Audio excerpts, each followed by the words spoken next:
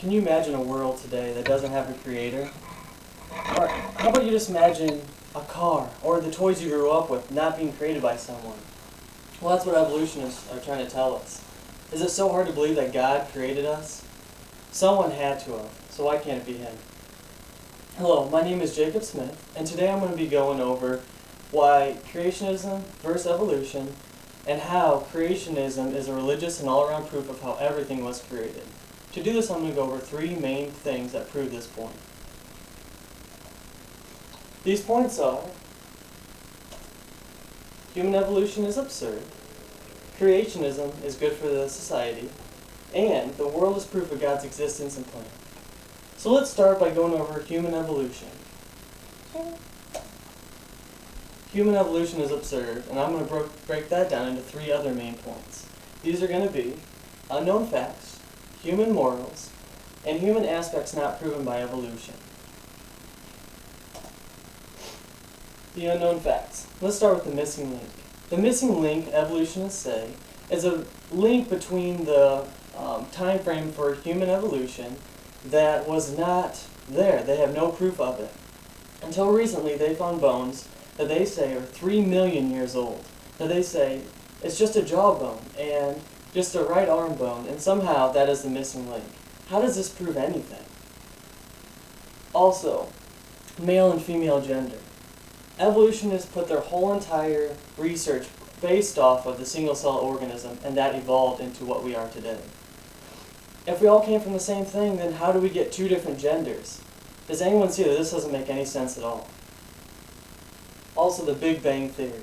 The Big Bang Theory, evolutionists say, was an explosion in the world that ended up creating our universe and getting what we have today.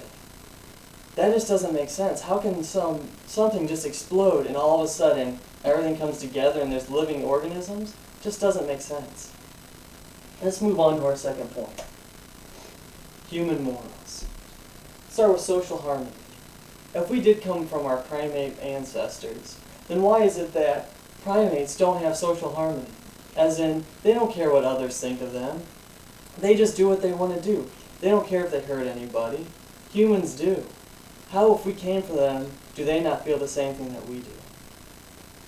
Sin. We are the only creature that actually cares about sin. If you have sin in your life, that means you're afraid of what you're doing, and if you're afraid of what God will judge of you, you don't want that. Remorse. We are the only creature that has remorse. We are the only creature that also cries. Like I said, if we came from primates, then why do they not feel the same thing that we do? Human aspects not proven by evolution. Humans at the top of the food chain. If we did come from apes, then why aren't they at the top of the food chain with us? You've got all these other creatures that may be more powerful than us, but they don't have the same intellect that we do. Why is this? Why are we the ones? Because someone had to put us at number one. Conscious and godly emotions. Like I said earlier, we're the only ones that feel remorse and cry. We feel so many other, just emotions that other creatures can't. Yes, other creatures do get sad, but not to the degree that we do, as proven by other scientists who believe in evolution. The human brain and 5 senses. All of the animals have these 5 senses. It's just something that was all given to us. But, like I said earlier, no one has the intellect like what we do.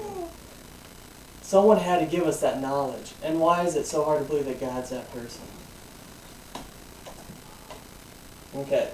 Creationism is good for the society. We're going to start by going over religion and soul, move on to politics and government, and then finish with responsibility. Religion and soul. Evangelizing. Evangelizing has brought people from all over the world together in a common belief, and that belief is God. Helping people. Believing in God will help others want to help others.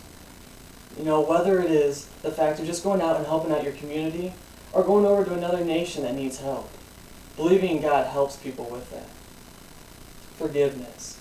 Where would this world be without having forgiveness? That's what God does for us. He gives us that emotion to be able to forgive others. And that's what I think everybody needs. Politics and government. God is good for our politics and government in 3 different ways. Through peace. Just think if every country believed in God. You know how many wars there wouldn't be? Everyone would be so afraid of if they did something wrong or hurt another country that they would end up being sent to damnation. Just think of all the peace in this world. Helping other countries. If you believe in God, like what the United States does, they go out and they help out other countries because they have that helpfulness in them. They want to go out and they want to help out others, even when they can't. No scandals. Think of all the political scandals that you hear out in this world. All the different politicians from the New York or the mayor in New York. All kinds of political people that we look up to that keep having sexual scandals and all kinds of stuff. If they believed in God, do you really believe that they would be doing this? No, because they'd be afraid of their punishment. Responsibility. Believing God gives you 3 main things with responsibility. You got your goals and objectives, your right and your wrong, and to know your purpose for life. Let's start with goals and objectives.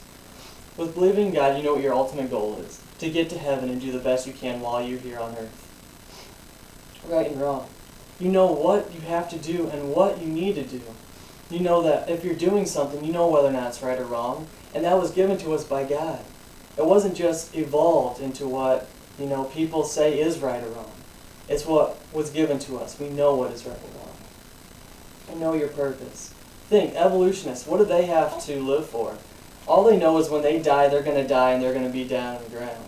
But us who believe in God, we're going to be up in heaven. What greater goal is there? We know what our purpose is. Can you say that? The world is proof of God's creation and His plan, along with His existence. We're going to start by going over philosophical, then theological, and end with physical. Let's start with philosophical proof. We got the first mover. The first mover, think of something. Something has to start somewhere. Why is it so hard to believe that God was that first step? It had to start somewhere. The watchmaker. Like I said before, everything has to be created. The watchmaker.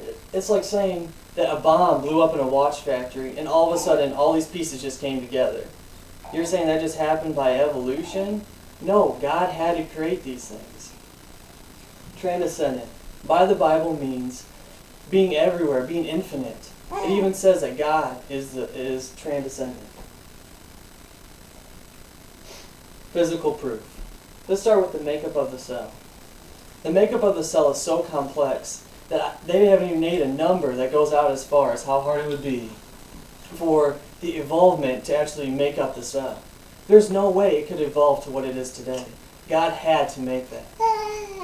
The lumbar curve in the human backbone. That's a vertebrae in your back that ends up giving you the possibility to stand up straight like we are, sit up straight, and carry large things walking, revolving other planets. We have 24 hours in a day for the world, or for our planet to revolve. 365 days in a year. That didn't just all happen. Someone had to give us those dates. Why is it so hard to believe? Like I said, God made these things happen. Now let's end with theological proof. We have emotions, faith, and human goodwill. Emotions, like I said before, we have so many different emotions that other animals just do not possess. We have faith. Believing in Him is proof enough that He exists. And human goodwill, our want to help others. There's nothing like it, and it's because of God why we feel these feelings. To go over, I went over human evolution is absurd, creationism is good for the society, and the world is proof of God's existence and plan. Next time you're bored, go out for a walk. Go look at the beauty that God has given to all of us, and know that He does love you. Why spend your entire life going over why not to believe in Him? How about believe in Him and find out that there is a heaven and don't end up in damnation? Thank you.